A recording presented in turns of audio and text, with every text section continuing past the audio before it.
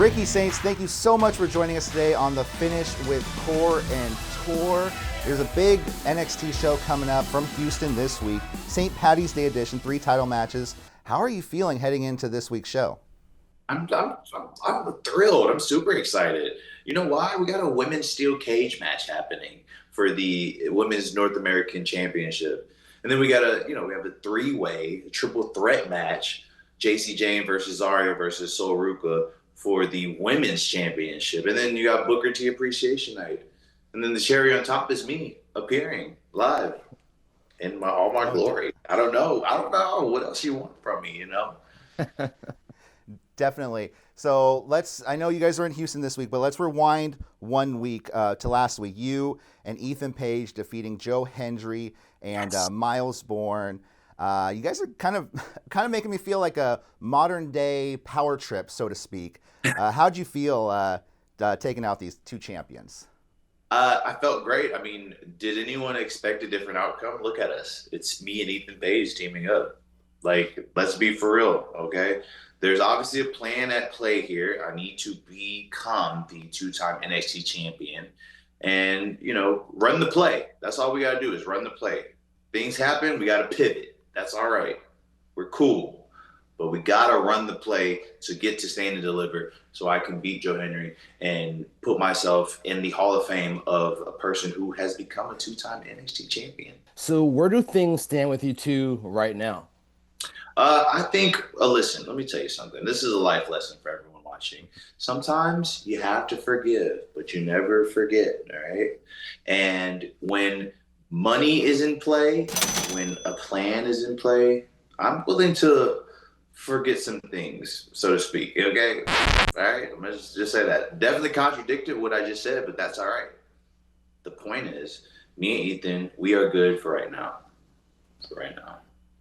Okay, well, one thing that's definitely unforgettable is when you won the NXT North American Championship, you had a moment where you blessed a fan in the crowd. Now, was that like spontaneous, or was that something you had planned thinking about going into the moment? That was spontaneous. I don't like to plan a lot, That lady was there. She had that sign, and I definitely gave her a blessing of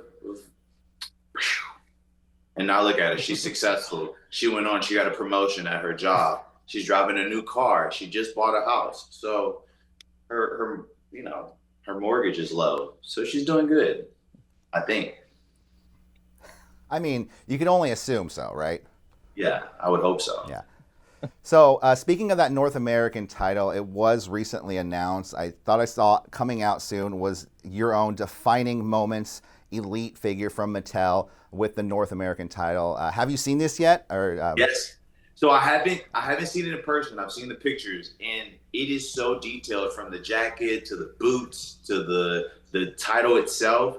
I'm very surprised. Like, that's within a year's time, man. Like, it's kind of crazy. Of course. Now, you changed your attitude in pursuit of a championship. Now, having said that, what do you think of Randy Orton changing his to attack Cody Rhodes this past week?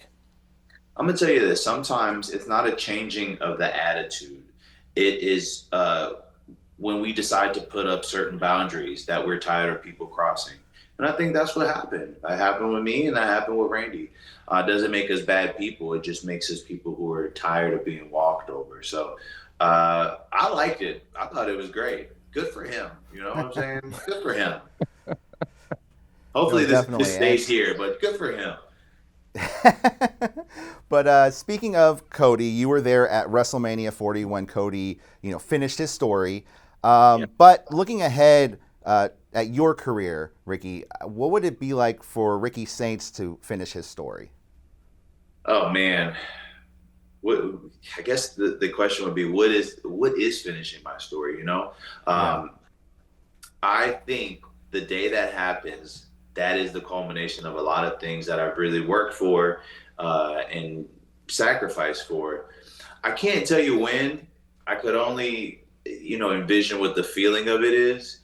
But the day that happens, we're gonna have this interview again, and it's gonna be entirely different. You're gonna see a whole different wall, different house with 6,000 bedrooms.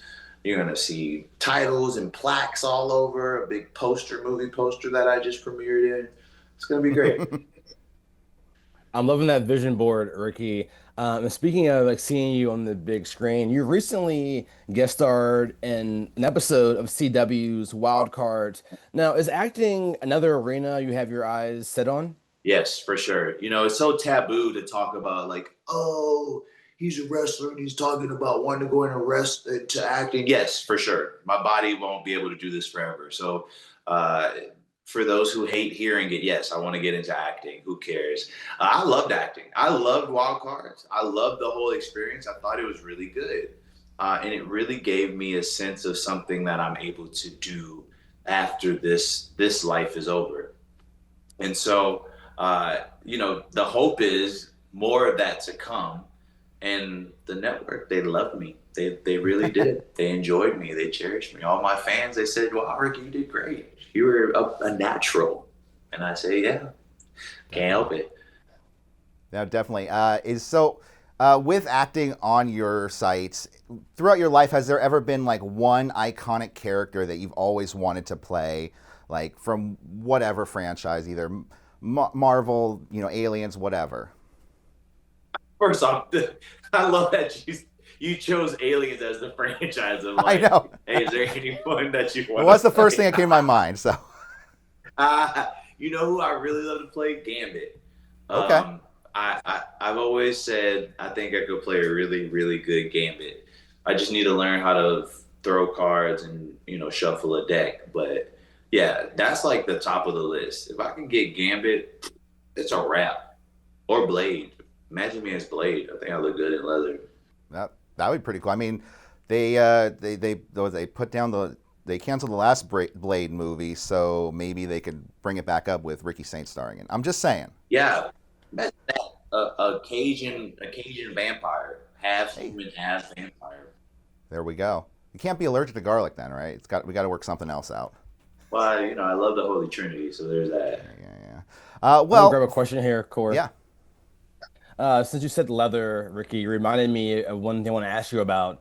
And I heard before that The Undertaker and The Rock are two of your favorite inspirations in getting into wrestling. Have you ever seen with them in real life? And if so, have they shared with you any advice? All right, so let me clarify something. In order of my favorite wrestlers, it goes Undertaker, The Rock, and Mankind. Those are my three. I met the Undertaker several times. He's awesome, giving me so many gems of advice and knowledge that he's dropped on me. It's wild. It's wild to see every time I see him at the PC or at some of these shows that we go up and greet each other and catch up a little bit. But yeah, it's insane. Like watching as a kid and now being on the same show, being a part of the same company with him is wild. No, definitely. So WWE on the road to WrestleMania right now. You guys, NXT on the road to Stand and Deliver. But Stand and Deliver is not going to be happening during WrestleMania weekend, happening early April. But I want to look forward towards Las Vegas because tickets are on sale right now. What are you looking forward to in Las Vegas this year? I'm definitely looking forward to Punk and Roman. That's going to be a great match. You have Cody and Randy. That's going to be another one. Those type of, Jade and Rhea is going to be a great match as well. So those are the three that I'm looking forward to. In addition to Stand and Deliver. Stand and Deliver is actually April 4th. Yes. So that takes place at the factory, and those tickets are on sale as well. And so that is going to be our perfect time to show everyone what we are, what we're capable about, and then me obviously leaving Stand and Deliver as a two-time NXT champion. That's it. That's what's going to happen. Hey, it's a great week for Stand and Deliver, and then we go on to WrestleMania. Back to back. It's like, that's what I like. That's what I want to experience. Definitely. Well, Ricky, thank you so much for joining us today. It's been a pleasure having you on the Finish with Kor and Tor. Thank you again. Thank y'all for having me. It was great.